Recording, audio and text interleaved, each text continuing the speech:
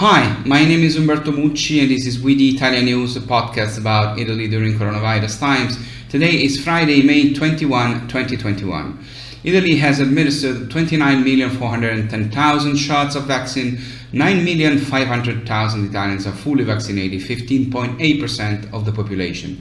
The regions who fully vaccinated the highest percentage of their population are Liguria, Molise, Marche, Emilia-Romagna and Abruzzo. Those who instead vaccinated the lowest percentage of their population are Sicily, Calabria, Sardinia, Campania and Lazio. This ranking changes if we consider the percentage of doses administered in relation to those delivered.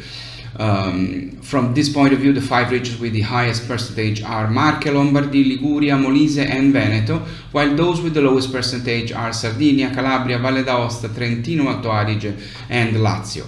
On May 28, the European Medicines Agency will issue authorization to administer Pfizer's doses to Europeans aged 12 to 15. For the moment, only this type of vaccine is planned for this age. The Italian government is already working to adjust the vaccine plan and also to build appropriate communication for this age group. According to estimates by the Kessler Foundation, one of the most important Italian medical institutions, between healed and vaccinated, 1 Italian in 2 is already immune. We know that today there are just over 4 million Italians who officially had COVID, an estimate by default, indeed only a fraction of total infections given the very high percentage of asymptomatic or weakly symptomatic people who have escaped every radar. In the absence of up-to-date serological studies, the Kessler Institute considers likely an average value between 24 and 36% during the entire pandemic. And so it comes to estimate that the number of Italians already infected, and therefore with antibodies, is between 11 and 16 million, up to 28% of the population. To these must be added those immune because of vaccines. To date, almost 20 million citizens have received at least the first dose. The level of protection in people most at risk of becoming seriously ill is high, but difficult to quantify. Too many variables with different effectiveness between one vaccine and another, and the different levels of safety between those who have received one dose and those who have finished the cycle of 2 doses. But the estimate of 15 million Italians already immunized with the vaccine, equivalent to about 25% of the population, is considered certain. The sum of the two immunities produces the provisional result of a percentage of Italians immune to COVID between 43 and 53% of the population, 1 in 2. At the current rate of 500,000 doses per day, it is possible to go up another 10% in a few days. Good news comes from the European Commission's forecast for the Italian economy. Vaccinations and the easing of restrictions are paving the way for a strong recovery of the Italian economy in the second half of 2021. EU-backed investments are expected to put the economy on a sustained expansion path, which should allow growth to return to its pre-pandemic level by the end of 2022. The European Commission revises Italy's GDP upwards to 4.2% this year and 4.4% next year. These are exactly the percentages forecast for growth for the entire EU as well. And it is the first time in years that the same growth percentages are forecast for Italy as for Europe. For years, Italian growth has always been lower than European growth. Two very alarming topics emerged from 2 recently published studies. The first research says that Italy is still too divided between North and South from an economic and social point of view. In 2020, we celebrated 50 years since the birth of the Italian regions as official institutions. They already were there, but the official institution of the Italian region happened in 1970. But none of the 8 southern regions considered in the report, Sicily, Calabria, Apulia, Basilicata, Campania, Molise, Abruzzo and Sardinia, in the last 50 years, none of them has exceeded the central northern region in terms of income and productive activity.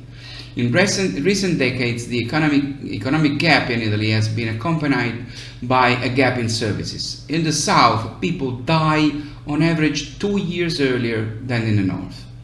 The second research tells us that Italy, unfortunately, remains at the bottom of all the world rankings on competitiveness, above all due to the excessively long time taken by our civil justice system. And if the last classification of the IMD World Competitiveness Center places us to the 44th place on 63 countries, that of the World Bank on the countries where it is easier to make businesses places us to the 58th place, making us, however, to precipitate to the 122nd place. when it takes in consideration the execution of the contracts and the possibility to make to respect them.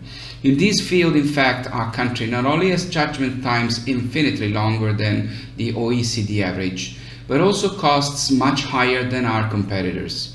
From these two studies emerges even more clear, unequivocal, and urgent the absolute need to make those reforms that even Europe asks us to give us the many billions of the recovery plan. Although there is still no certainty that the situation of the COVID contagion in Japan will allow the Tokyo Olympics, already scheduled for last year then postponed to this year, Italy has decided who will carry the flag of a country during the opening ceremony, which we hope will be held. And it is a revolutionary decision. For the first time, Italy is picking up the rifle and mounting the saddle. The flag bearers will be two for the first time, Jessica Rossi and Elia Viviani. They are not very well known, not two stars. Jessica Rossi is a 29-year-old shooting champion from the province of Ferrara in Emilia-Romagna. Elia Viviani is a 32-year-old cycling champion from the province of Verona in Veneto. They are both already Olympic champions. She in London, he in Rio de Janeiro. She in 2012, he in 2016.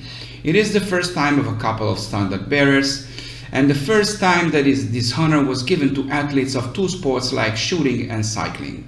Italian athletes in these two sports have won almost 100 Olympic medals, 15% of Italy's total of 578, and about a quarter of the total gold medals on the Italian prize list ever. In addition to the Olympic gold medal in 2012, that made her the second youngest Italian athlete in history to win an individual Olympic gold medal, while setting a new world record with 99 hits on 100 shots, 99 on 100.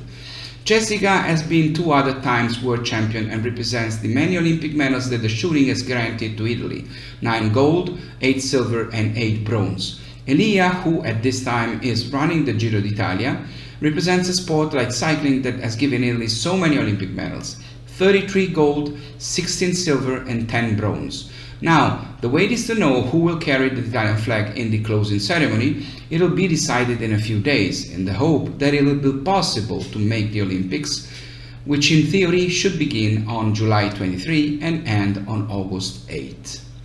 It's all for now, it's all for today. My name is Umberto Mucci, this was We the ItaliaNews. I'll see you next Monday. Please stay safe and stay healthy. Take care. Ciao from Rome.